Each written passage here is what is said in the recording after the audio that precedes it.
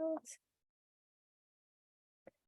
Right. awesome. Well, Leon, thanks for being here with us today. I will let you introduce yourself and take the floor here. And then just everyone that is here, if you want to drop your questions in the Q&A section, it's just like lower here on your screen. That would be good so we can, organize better the questions. But again, feel free to use the chat, where you're based at and your company we're with. And Leon, I'm going to let you start. Thanks for being here.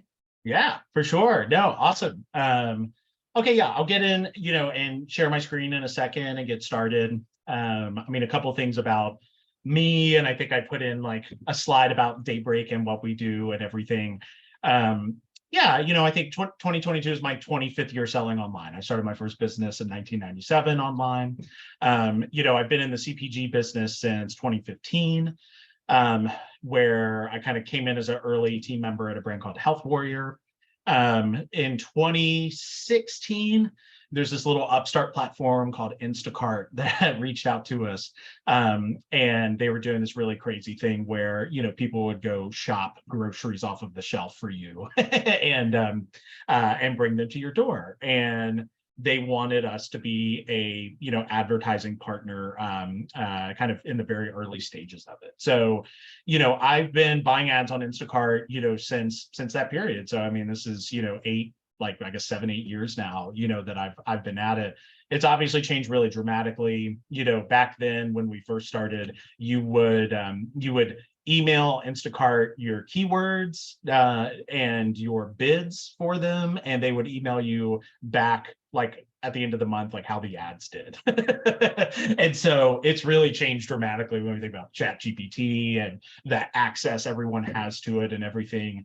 So, and it's certainly for me, it's become a bigger part of our business than I imagined it would be. And because I think it's really important. We work generally with small CPG brands. And, we've just done so much work going into this. So, I think a lot of this was, I wanted to just provide some practical perspective, some practical like first steps to really getting started, on Instacart and everything. So, we'll dive in. It won't take that long. Like I said, this is just like a deck that I would make on a normal day. So there's no animations or anything. So sorry, but we'll talk through that. We'll talk through any questions that you guys have, and we'll go from there. So let me share my screen. Here we go. Okay. All right. So that should be good. Let me know, chat me if anyone can't see my screen, but I think we're good to go. So yeah, really kind of wanted to just talk through, kind of like why Instacart, like why does this matter? I've certainly been asked that question a whole bunch, both when I was internal to brands, later on when I started, kind of doing work on my own and started Daybreak. I want to talk about the future of Instacart. I think, there's a lot to talk about there. An overview of Instacart advertising, we'll just hop into the platform. We'll kind of talk about it. There's like things that are just, if you do PPC a lot, I feel like ecom has been largely demystified, for people, but Instacart, like there's some weird stuff about it. And, they'd acknowledge that too. So we'll talk about that, do a good overview. I want to talk about the key metrics and reporting. I want to talk about everyone's favorite word, ROAS, and what that tells us, and how we should think about that through the lens of Instacart. Some practical steps to get started, some key takeaways, a smidge about Daybreak and what we do, and then we'll jump into some questions. So nothing too crazy today. I think why Instacart, right? Instacart was kind of growing in the background and really, wasn't anything too crazy for a long time. And then COVID happened, right? And, they had 230%, year-over-year growth there. But I think that didn't surprise anyone. That was kind of obvious. All of a sudden, so many sales team members were like, how do we look on Instacart? Let's talk to every buyer about Instacart. It's such a huge deal. I think what surprised me was the ongoing growth into 2021, into 2022, and into 2023, where it has just grown to be bigger and bigger, both within grocery. And then last week I got Lowe's delivered from Instacart. I needed tools and like some like insecticide spray and stuff like that. And it's like, oh, I can just Instacart that, which is crazy. And I think it's been very impressive how important it has become. And we'll talk about that more. But I really look at this as, if you're a young CPG brand and you're trying to figure out like, hey, I just got into the Sprouts innovation set, or hey, I just got into Rayleigh's, or even if it's scattershot distribution across the country, this is one of the few things that you can just wrap your arm around it and just like pull the lever and just go for it and grow your sales through it. And I think that's really exciting. I mean, Instacart is almost like holistic for grocery, right? I mean, Target is on Instacart, Costco's on Instacart. You can enter your membership number and get member prices. It's how you can buy from Costco without being a member, even though you pay inflated prices. So Whole Foods broke up with Instacart in late 2018, early 2019, I believe, and start a little thing called Amazon Fresh and Whole Foods on Amazon. That's a totally different can of worms. And then Trader Joe's, doesn't really play with Instacart as well. But Instacart has really gone to even independents and regionals and really built it out. And the great thing about it in my mind is that if you activate all these tools, we're talking about display ads, shoppable video ads, building brand stores, different things like that. I mean, you'll really get to like look and feel like a big brand. And honestly, in my opinion, and I'll take any opportunity to rag on big CPG, like they don't really do a good job with Instacart for the most part. So, like so many other things, they're asleep at the wheel. And this is a great opportunity to kind of go in and drive a wedge where otherwise you couldn't. The other thing is that like the data, the results, like what you're learning, that's a great proxy for retail data that you might not be able to get, or you're too small to get, or you can't afford, or repeat studies that you can't do or don't have the money to do right now. And so you really can learn a lot by just diving into, some of the metrics and reports that they offer, which is all like pretty straightforward stuff, but like you can dive in. There's an upload section. If you're actively buying ads, they upload tons of reports at the end of each month. You can learn about your repeat, your cart size, your average units per order. They have a great metric called item not found. And so if a Instacart shopper goes to pull your product off a shelf and they don't find it, like that's a problem. And so, so there's great data in there for sure. So, I think it's really, really fun. The future of Instacart is very interesting. I've learned some very interesting things, but like I think I'll talk to what I know and what I could find like publicly available. I think it's very obvious Instacart's been angling for an IPO for some time. And so like you can see there's so many things happening with them in the background, their work with celebrities and curated carts and all of that to just raise their profile, because like totally an IPO is in the future. The interesting thing is that 2023, this has really been the first slowdown, that we have seen with Instacart, where, we've gone into summer and it's like, hey, Instacart's actually getting smaller. And there's a way we can really clearly tell that. And so, we'll talk about that. So that's been interesting. Instacart has also made, some very interesting acquisitions. I think some of them are a bit more public than others.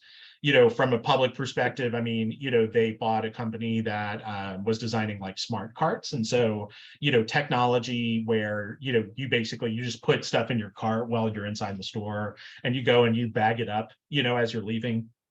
And that's the checkout, right? So, bringing Instacart from a digital experience to now you have this Instacart smart cart you shop with. So like, hold on, like this is no longer a phone app. This is this like holistic offline, platform as well.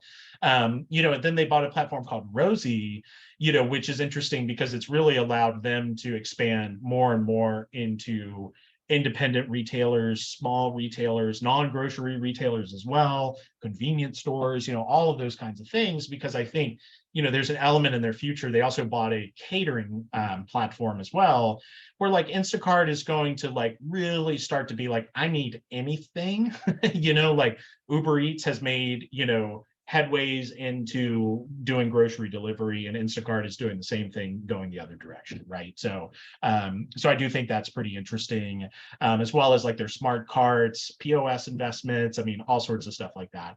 And what that means is that like Instacart in the future, when we think about, you know, your company in 5 years, or this space in 5 years, 10 years or more, you know, Instacart's going to become more and more synonymous with offline in the same way that it's synonymous with online. So what does that mean? With it being more than half of online grocery delivery all the way, you know, since 2020, you see where Kroger has tried to really, you know, build their business. So many others have, and they've not been able to undo their dominance, and now that's expanding. So, you know, it's a necessary tool, you know, and so, you know, learning how to harvest it is certainly critical. So, you know, we wanted to talk about Instacart advertising today. I'm going to presume that the 34 of you in this, thank you so much, that you guys all know the basics of Instacart. You know, you place an order, someone goes and picks it, they bring it to your house, blah, blah, blah. So we're just going to dive right into Instacart advertising types, right? So, you know, there's 3 kinds. You know, we're going to bring in, you know, all of our friends at Human Co. To talk about this, use them as examples. So, you know, Instacart advertising, there's 3 key types. There's sponsored products, there's shoppable display, and there's banner display ads. You know, sponsored products is, you know, the vast majority of their inventory. You know, if you're an Instacart and you search for pizza, you know, this awesome against the grain pizza is going to be, you know, it's going to pop up. You buy this ad because you want to show up right there. And, you know, and basically, especially for more impulse categories and stuff like that, and especially when someone's just typing in pizza and they're not looking for a particular brand, et cetera, this is a really critical tool. It looks like Amazon, it feels like Amazon. Why? Because there are many of the people that designed those same advertising tools at Amazon that were part of building this out for Instacart. So there's a reason. You know, so there ends up being within Instacart, you know, the core campaigns where most of the dollars are spent are in these sponsored product campaigns. And it's very interesting because, you know, there's 2 types of campaigns within it. There are manual campaigns where you can get in and say, hey, these are all of our terms that convert for Amazon, just load them into Instacart. And then there's also what they call optimized campaigns, which are similar to the auto campaigns that exist on Amazon or exist in many of the other kind of like tertiary online grocery platforms. And those are kind of like, hey, Instacart algorithm, you know what works, just go for it, right? And like, that's one thing. I mean, for those of you that are on this call that are like, hey, I have a super small brand, I don't have an agency, I don't have a PPC person, like, how am I going to turn this on? The like, you know, the guide here is basically get yourself an account, you know, set everything up, update your listings, turn on one of these optimized campaigns, let it spend, let it learn, and let it get smarter, right? So like, you know, that is a really, really simple tool. And it ends up basically doing real-time optimization and real-time kind of like placement, bidding and stuff that you just can't do with these manual campaigns, right? So manual campaign is really important with like against the grain, like, hey, you just want to crush it for pizza. So just buy pizza, pizza, pizza, pizza. And, you know, so that gives you dominance, but the optimized campaigns can definitely be way more, you know, way more focused on basically like just delivering ROAS and then showing up efficiently in what Instacart calls default placements. And so, you know, one of the things, and I'll go ahead and just you know, jump in here to actual Instacart. So, you know, we shop at the Fresh Market here in beautiful Richmond, Virginia. And, you know, so if I type in pizza, then, you know, that is where we're going to see that against the grain ad, right? And so, you know, one thing that you'll notice here is that everything that's showing up here is pizza, right? Except Snow Days, you know, we're also buying that for them. It's also a client. And, you know, so like everything here is pizza because there's a relevance filter, you know, for this advertising. So like if you make a protein bar and you want to show up for protein powders, basically if it wouldn't exist in your aisle on in the retail grocery store, you're not going to be able to advertise it with this sponsored product placement. So we'll talk about that in a few minutes.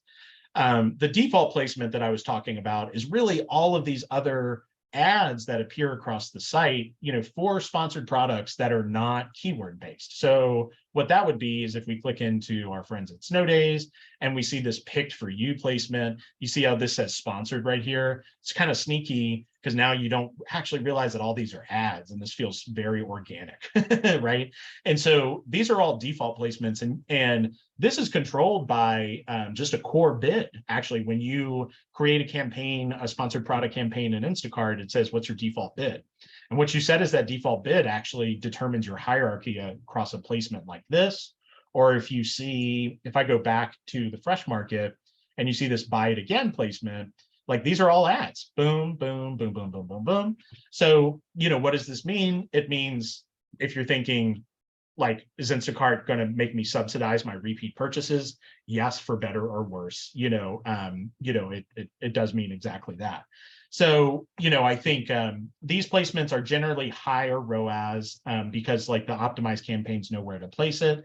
And, you don't have control over all the different default placements. So there ends up basically being, like the buy it again, you may also like users who bought this, may also buy this. There's also an impulse purchase placement in the checkout flow, which is pretty interesting as well.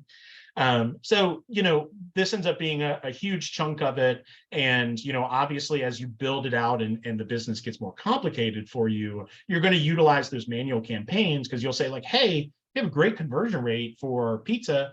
But, if I just let those optimized campaigns run, they're buying all those default placements and helping us with repeat, et cetera, because pizza is a little bit more competitive, right? So that's where manual campaigns come in and stuff like that over time. But you still are left with this challenge at the bottom of like, you make a protein bar, you can't target, someone searching for fresh fruit or, searching for protein shake or powder or something like that, because it isn't in your aisle, right? Your digital physical aisle.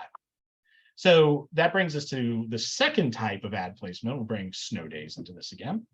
The shoppable display placement is, a really, really cool one because it shows up about halfway down, quarter to halfway down the page, and you can just add products to the cart right from it. You don't have to click into a brand store, you can just go straight to it and add it from there. And this can either be a video or a still, which is really exciting.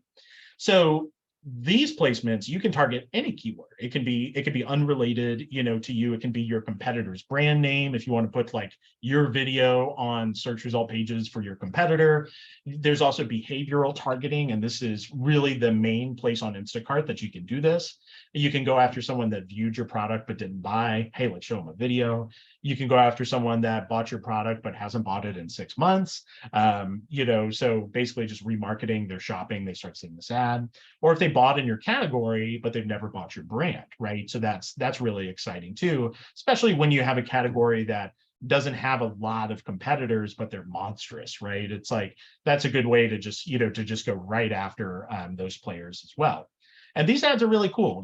We'll go back to our fresh market search here and we'll kind of see, oh, here's one right here. Cool. So this is, okay, Planters date night. I don't even know.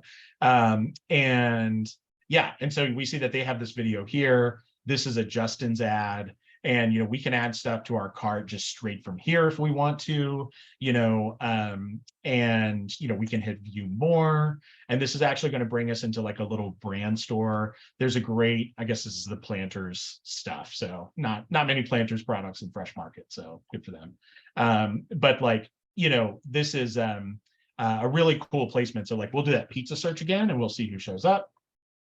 Get in trouble with all my pizza clients. There we go. This is a shoppable display placement right there.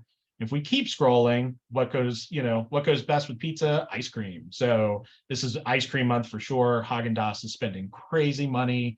They're probably going after me, not because I search for pizza, probably because I've just never bought Haagen-Dazs. And, and who knows? And if you keep going, keep scrolling, there's our Against the Grain friends. So there's a lot of cool placements here. So this is one that is a great secondary thing to build into. We generally see that, these guys will outperform the regular banner ads on Instacart, which we'll talk about in a second. And because of all the customized targeting that you can do and stuff like that, you just get really good control over it. They're self-service to set up. It's really easy. You get to pick your own keywords. There's also behavioral shortcuts. So if you want to go after stuff like this, just one click, to set it up and upload that creative. So yeah, very easy, very cool self-service product. That brings us to the third core type of ads here, which is the banner display ad. So I've been getting this Celsius ad, all the time. And these are just the standard banner ads that you would expect at the top of like many SERPs or the top of many websites. You can actually we'll type in energy drink. We'll see. I don't think they sell Celsius at Fresh Market. Actually, I think they do. So we see this here. So Celsius not showing up, Stella Artois is winning this out with a bear tie-in, so very cool what people are doing. The problem with me, and maybe you guys do the same thing, is that, anytime that I load something up and I'm like, oh, this is what I'm looking for, great, I just scroll right past it. Like I've watched so many people just do this without even thinking about it. So these ads are super easy to get missed out on. If you're trying to promo your FX show tie-in or do a really big awareness campaign and everything, we see a lot of bigger CPG brands and alcohol brands and stuff leaning into this stuff. But we generally actually don't recommend these as a tool for smaller brands. We definitely recommend getting into the shoppable display, and this is certainly secondary to sponsored products, right? If you're totally new on Instacart, you don't have a ton of distribution, sponsored products is where you're going to be playing for the first, call it 3 to 6 months. As you start to maximize that, as you start to have a ton of customers, you need to continue to nurture that repeat. This starts to play a bigger and bigger role. You land that big distribution deal and this expands, and you have a much bigger opportunity on Instacart, you can start to play with these guys, right? One thing that I'll clarify for this, because it might be a question that we get, everything on Instacart is UPC based, right? So, you'll look at Snow Days is a great example. There's four flavors of Snow Days. And, if there were no Snow Days at this Fresh Market, this ad just wouldn't show at all. And, and then what is this, buffalo and cheese, because, sausage doesn't show like it's out of stock. It just doesn't show up here, right? So there's no risk of waste, right? Like the way this ad platform works is that, I'm here in, again, beautiful Richmond, Virginia, and, I'm going to type in pizza. And what's going to happen in the background, right, is that obviously they're going to scan and say, okay, what's in stock? Who's buying ads? What do we have? And, they're going to dial it in from there. So that's one question we get a lot is like, well, won't it waste if we're out of stock or something? No, because generally it is tied in with the store's inventory software. So yeah, I mean, those are really the three, key types, of ads and an overview of how to set those guys up. And so let's talk about, when we run those ads, what should we expect in terms of performance, right? What are the metrics as we're running these ads and spending money on Instacart that we care about? And there's really, there's four key ones. We're going to talk about ROAS last, it's everyone's favorite. For us, ROAS has some specific considerations. So we'll set that aside for just a moment. If you're not in any physical store, can you still be sold at Instacart? No. I'll just answer that question right out. Sorry, Sagar. But yeah, it is. You got to be in that store, to be on Instacart, to be showing up somewhere. So there's no kind of off-platform advertising or anything like that. So that's a good question. So, as you turn these ads on, you start to look at performance, conversion really, is different for every platform, right? On Amazon and CPG, we like to see minimum 8% conversion, preferably we're into double digits, growing over time. On D2C, most people are ecstatic if they get a 4% conversion rate with any kind of traffic. For us on Instacart, we really like to see a minimum 25% conversion rate. So I think 25 to 35%, is like the average range that we like to see. If you're below that, you need to look at where the money's going. What are the keywords? How high are you bidding? Look at your product. Are the images showing up correctly? Different things like that. That's all going to be really important. And so, but we see brands that have limited competition or that are just a shoe-in, we see, conversion for those guys go as high as 70 to 90%, right? We have brands that, they're not spending up to their full potential on Instacart, and they just crush it and convert and convert and convert. It's kind of wild. The other thing that we really look at is your new to brand percentage. So, Instacart does break this out and make this available as a metric that you can track any day. So the new to brand percent, we'd like to see that be 50-50. One thing that happens when you first turn on is that your ROAS may be lower because, again, you're buying ads in that buy it again placement. You are subsidizing your repeat to a degree, but that is a high ROAS, effort and strategy. So you see your ROAS kind of go higher and higher over time, but it's important to understand your new to brand percentage and how it's changing. If your ads have a new to brand percentage, it gets to 40 or 30% or something like that. One, really important thing that you would want to do, would basically, that's the point where you would go here and you would pull keywords into those manual campaigns, just so you can focus on, hey, we have a lot of repeat customers, but we really need to heavy up our pizza buy so we keep getting those new customers as well. So that's a really important one. And then market share is really critical too. So there's a customer insights page in the Instacart dashboard, and that page is going to show you your sales over time. So if you're first, signing up, then you can kind of understand your historical perspective. But there's a filter where you can actually show your market share for anything. So, this is your market share can be the category you're in, subcategory, or even the department that you're in. And so you may go into pizza appetizers, right? And you would see, this is not for that client, to clarify. So, this is, showing the bar is your sales over time, but the orange is your market share. So what percentage, of all of the pizza or protein bars or whatever, of all of those that are being sold on Instacart, what percentage is your business? And even when you are talking about 0.1%, like a very small business, you're still going to get a read, and you can still see and understand how that changes over time. So this is really important because, again, what did we read in the news? We read in the news that Instacart's growth slowed in the first quarter. So it's important to understand, how is your market share, how's your penetration into this market actually growing? Because that's not necessarily going to always line up with sales, right? So, without disclosing who this is a category that clearly picks up around the holidays, and we've been really ramping up our efforts, kind of this time of year. And even though the category is getting smaller, we've actually been able to grow our market share considerably, which is pretty exciting. So this is a very important lens because, hey, we're buying, here's our ROAS. Are you growing in the category? Right?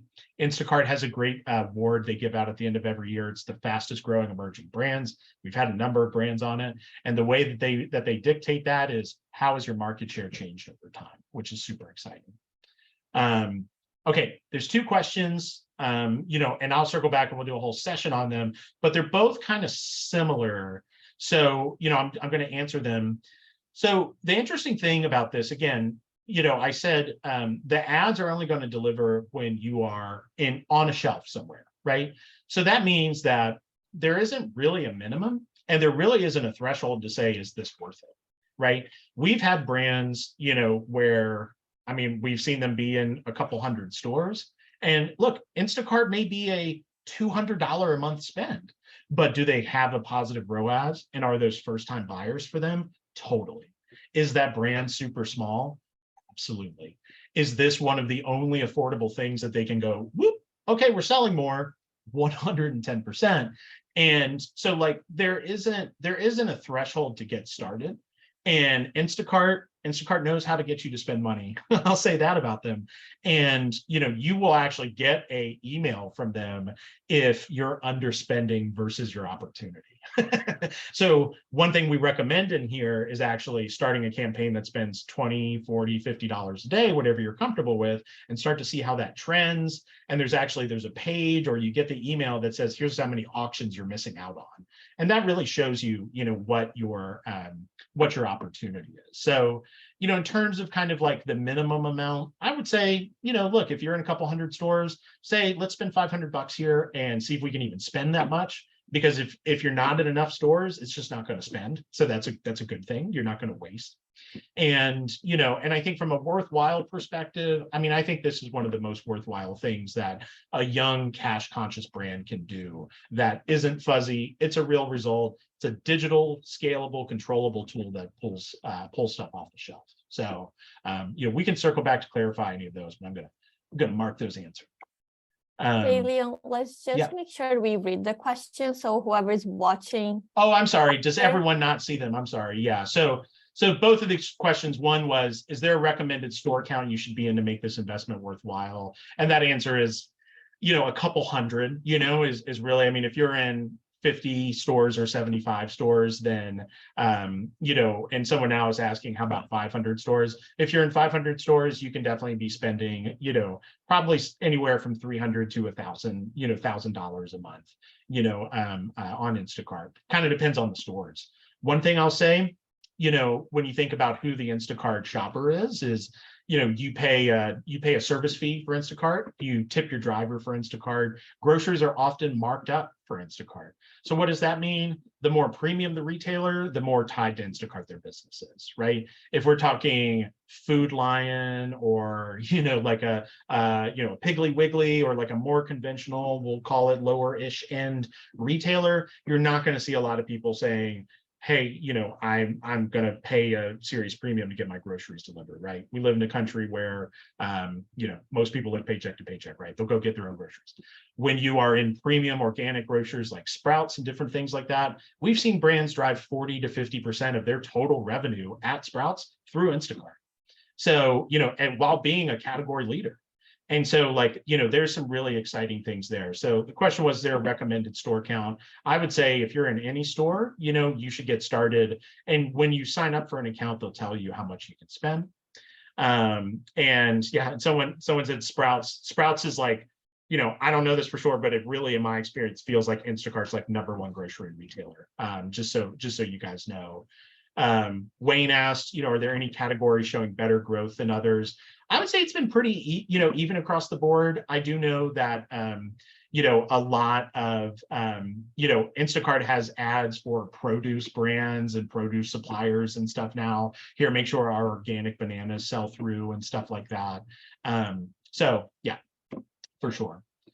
So I'll come back to a couple more of those. I want to make sure I cover ROAS and talk about that. When we talk about a ROAS expectation, I'll use a line that Instacart uses, which I think is very valid, which is ROAS is a media outcome, right? ROAS is just a calculation and what goes into that calculation. And there's a lot of people that have asked me about ROAS and stuff in the past, and they don't really know how it works. And I'll give you, this is a very common example that we see. So I'll walk you through this math on the right, sorry. A drink on the shelf is $2.99. You're selling single cans, right? This isn't Amazon, this isn't D2C, you're not selling cases. The CPC for a top category keyword, we'll call it energy drink, is $1.75. It's summertime, it's super competitive. But the good news is you have a 60% conversion rate for that keyword. You are cleaning up. So if you have a 60%, conversion rate, how many clicks does it take for you to get a conversion? That's 1.6 clicks, 100 divided, or 100 over 60. That gives you, how many you need to get. So, to get a sale, you just need 1.6 of those clicks, which is amazing, but you're paying $1.75, for that. So your new customer acquisition cost is $2.91, but your ROAS is 1.02. Do you turn that off or do you keep that on? Now, if ROAS is the only thing that your nose is chasing, and I know that many of us have to answer to investors that are hound dogs for the ROAS metric, they you would probably turn it off. But when you think about the fact that you can get a new customer for $2.91, and when you compare that to your paid social media, to in-store demos, when you compare that to other shopper marketing, which is just money you just kind of throw, or promos where you just promote the product to sell it, and you take that $2.91 acquisition cost, you're going to find that that's one of the cheapest ways for you to get a customer, if not the cheapest way for you to get a customer. So as you're on Instacart, you're thinking about getting started, you come back, oh, our ROAS is a little bit low. Look at your conversion, look at your bid cost, but look at how much it's actually costing you to get that customer, because the unit economics, are very different here. And ROAS does improve over time. Again, those default placements helping to, funnel and fuel your repeat customers, that's really important. And so we do have clients that don't have a great ROAS, they have an outcome like this. And but we say, okay, well, here's the ROAS, but like, here's your acquisition costs, like from an actual dollars perspective. And they look, and, we have one that even keeps track and says, okay, for demos last month, here's what our CAC was. We threw all this money at paid social, and we don't know if it did anything. We threw all this money at Shopper. We don't know if it did anything. And Instacart cost us $2.91. So like, that's a really important thing. And, look, I've been in paid media since before it was a job skill, and, or e-commerce, and, ROAS is obviously important, but it is different on a platform like this. So that's a really important thing. I'm getting a sense just from some of these questions and everything, and I'll make sure to answer all these, that a lot of us we are totally new to Instacart and we're just thinking about getting started. So this is really your slide. Look, if you want to sign up for an account, for Instacart ads, you're just going to email ads_support@instacart.com. Say, here's my brand, here's my list of UPCs. I'm interested in opening up an ads account. They're going to set up an account for you. They can give you some resources to help you walk through it.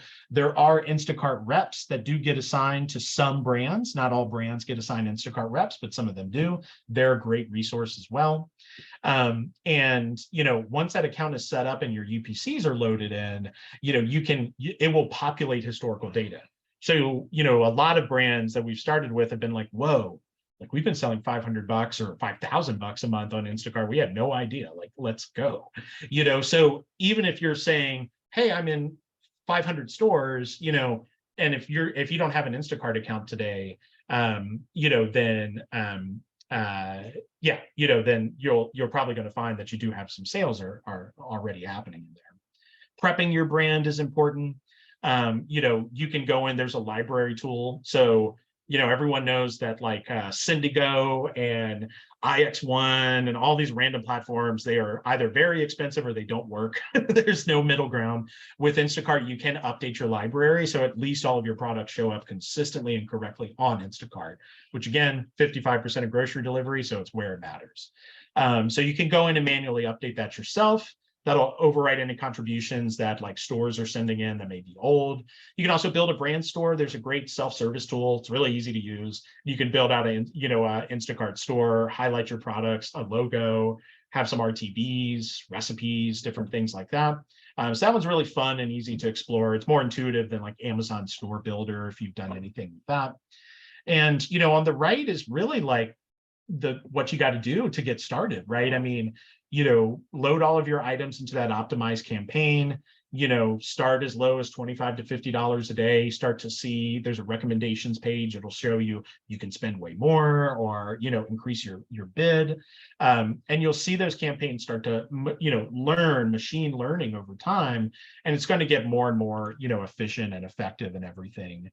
And you can export your keywords, see how those guys are working, and really kind of start to build things out.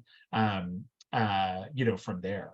So, this is really, take a screenshot. I know we'll provide, this deck and this recording and everything, but this is your like, I'm at 0 and I need to kick this off. And this is where you're at.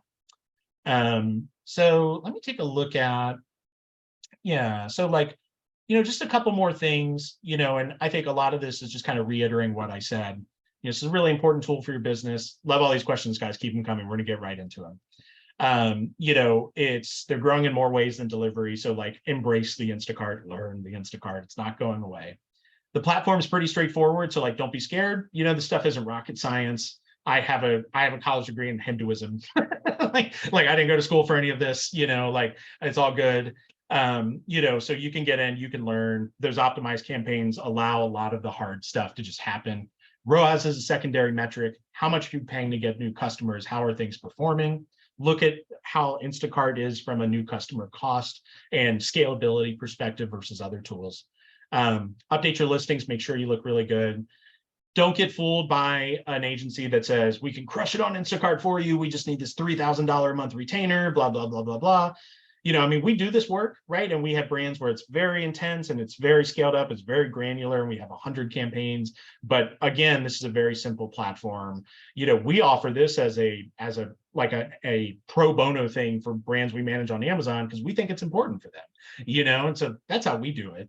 And there aren't any real standout, you know, Instacart agencies necessarily. So if you can't do it yourself, there's people like myself that will just help you. You know, there's people, we do selective, you know, limited engagements, and there's a lot of freelancers out there. This isn't a major time sink for them. And Instacart is the majority of the opportunity in digital grocery. Kroger is going to push you hard on KPM, Kroger Performance Media, and Promote IQ and stuff like that. This is where the majority is happening. So this is where you should focus first and try to win. Because again, it's retailer agnostic, right? If your UPC shows up in any store anywhere, those ads are going to deliver. So yeah, good questions. I'm going to get to all of them. Tell you guys a little bit more about ourselves, you know, Daybreak. So, you know, we're a referral-based agency. I started in 2019. You know, been at this for a long time, always on the brand side. Very few of us really have like deep agency experience. We work on a ton of, you know, of brands in the CPG space of all sizes. These are some that we work on, have worked on, friends of ours we worked on at some point. Yeah, and we're super small. You know, we do we really handhold, you know, everything. It's really kind of like my business. I just have an amazing, you know, support team behind us. We're pretty small. We plan on staying small. You know, we're not diving into any new Instacart stuff like right now, but you know, Q4, you know, whatever, we may open up and stuff like that. You know, but I mean, you know, this is the type of partner you want for Instacart, someone that you can really talk to about it, really understands it, and all of that. So yeah, just a little bit about this. So yeah, so Marubu, mahalo, thank you. You know, I'll go ahead and answer all these questions, but I really hope this was helpful. I think you guys all know I'm on this, you know, startup CPG Slack and everything. Just Slack me anytime. I try to answer it as much as I can. So yeah. So yeah, so you know, I think there's some important questions in here. So you know, I think we talked about Sprouts. You know, someone just said Sprouts. If you're going into Sprouts, especially this new innovation center thing that they have, a lot of brands have been getting into, Instacart is going to really help you with that process. So that's really important. You know, Wayne Bennett had a question: are any categories showing better growth than others? I think so. You know, I think beverage, you know, grows really well when you turn on ads. We see a lot of growth there. You know, there's some categories that are just as hard on Instacart as they are at retail or e-commerce, like looking at you, every type of bar, you know, and stuff like that. But grab and go stuff that's a good impulse purchase, you know, does really well on Instacart. I would also check out Instacart's fastest growing emerging brand list from last year. There's really cool, you know, list of brands and stuff you can learn from for there. So Wayne had a clarifying question. So food versus non-food and channel type. I will admit I'm like a premium functional food CPG nerd. And so that's really the world that we live in. You know, we're starting to get a little bit of exposure to beauty and school kids stuff, but not really so much on Instacart. So I'm not the best person to answer that, but I do know that grocery represents a really large percentage of Instacart's total business and revenue right now. So if you're in Petco or PetSmart, Lowe's or whatever, that type of vertical, you're probably going to have a smaller business. But if you have an opportunity to say, hey, I just got into PetSmart. PetSmart's on Instacart. Most brands that are in that space are like, they're not even thinking about this channel. Go for it, right? Like you can clean up. You can still be an early mover in that space. So love it. Anonymous attendee asked, can you offer digital coupons on Instacart? That is one thing I neglected to put in my deck. So thank you so much. You can offer coupons through Instacart. So there's a promotions tab on Instacart, and you can set up, you know, promotions that are $1 off, or buy two, save $2 or $3, or spend $20 on snow days, save $3, you know, things like that. They do not overlap with EDLPs, and they do not overlap with any other promos that you may have. So, you know, it is nice because you can run that promo, and again, everything's connected to the UPC, so it's going to run across every store where you're available. And if you have a promo that's running with the retailer already, you don't have to sweat it because it's not going to double dip, which is cool. But if you have an EDLP, EDLPs count as promotions in Instacart system. So you're not going to, that EDLP kind of locks you into that price because you can't run a coupon on top of it. So yeah, you can definitely run coupons. They are effective. And generally they're cheaper and easier to set up than going to a retailer. And because Instacart is powered by the UPC, you don't get retailer specific targeting or data for the most part. You know, then they're going to just run across everything, which kind of helps to live things holistically, but can be hard if you're in 1,000 stores, but you're really focused on 200 of them. So yeah, cool. Cass K came in a little late, so we'll forgive you this time. Wondering if brands can advertise on Instacart if they are not in major retail stores or not selling at Instacart powered stores.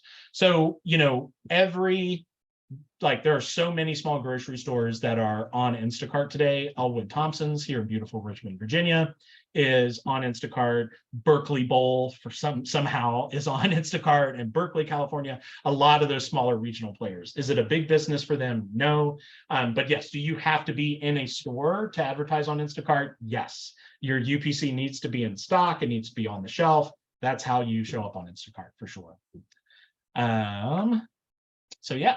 Gail had a question. Can you target hyper locally and only specific banners? Instacart is expanding. Again, this is a 101 class. We do 201 sometime, but Instacart is expanding. If you go to Wegmans.com or Sprouts.com, Wegmans.com, that's just Instacart. It's just white label Instacart. Sprouts.com, it's white label Instacart. What they are starting to do is offer ad programs that serve just on that retailer's website. We've been fortunate to do some of the beta testing. In my opinion, it's cool, but also, you know, it's also like isn't really showing any incrementality necessarily. So you can do that, and that's a new thing that they're doing. But generally, like when you set up a campaign in Instacart, you say, hey, Instacart, these are my UPCs. Here are the terms I want to go after. And that's how you build a campaign. There is no option to say, hey, bid this for the Schnooks and bid this for the, you know, the Publix and bid this for the other. It is not that granular. And that's actually a good thing, because if you were trying to buy only by retailer to retailer, that concentrated inventory would just make everyone's cost go up. So if I'm in 1,000 stores, I would rather holistically take advantage of the opportunity that's happening live every moment across all 1,000 of those stores versus trying to figure out exactly how much to bid for this group of 50 and this group of 100. So it's actually a good thing at the end of the day. So Wayne Bennett said, thank you. Yeah, you're welcome. You know, I think if there's any more, yeah, drop them in. I think someone has, yeah, okay, so the one question here for display ads for any of you guys that are currently running these, you know, your budget's never fully spent. Is it because your bid isn't competitive enough? Your bid is $20 for a dog food category. So you're seeing success with a little money that has been spent, but you want to scale this. So yeah, so that is really going to come down to looking at like, for that display campaign, I would be, you know, using, again, some of this behavioral targeting for the shoppable display, where you can say, bought my product, but hasn't bought, or has bought in my category, but hasn't bought my brand, because that's really going to identify those buyers outside of keywords, right? So you should have a keyword campaign, and you should, you know, set that up. You should have this behavioral campaign as well.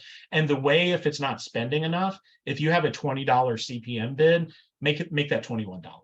See if your pacing changes, right? See if the chart goes up, then make it 22 if it doesn't, 23, 24, 25. Honestly, for the most part, I'm seeing those CPMs are starting to be pretty standard, about 30. So I, you know, don't necessarily have to jump it up that high, but you know, I would definitely like start to ladder it up. Same thing for all this. If it's not spending the way you want it to, just start to ladder it up a little bit, and that's really going to help. So yeah. Would you consider promotions more effective than display or sponsored ads? You know, so I think that, you know, promotions can be incremental to buying the ads, right? So, same thing for Amazon, right? Like if you're buying ads on Amazon, you have your everyday ad strategy and you just layer a coupon on top of that. What do you see? You see improved click-through rates. You see, which drives lower CPCs. You see higher conversion because it's on sale. So that improves your ROAS, that improves your overall scale and discoverability. So I would look to run those things, congruently, in parallel to each other, whatever. And see how they inform one another. One thing I will say about Instacart, and look, I work on it all the time. I have for a long time. Like any of these platforms, there's plenty of frustrations, but we're gonna have a loving conversation about Instacart today. But what I will say is that if you're on Instacart and you're running a promotion and you're not running any ads, there's probably just not a lot of people that are going to see that you have that promotion. That's one of the problems here, right? If we talk about pizza, like this is an ad, this is an ad, this is an ad, this is an ad, this is an ad.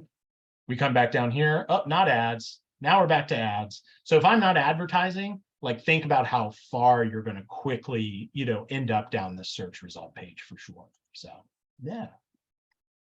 All right, cool.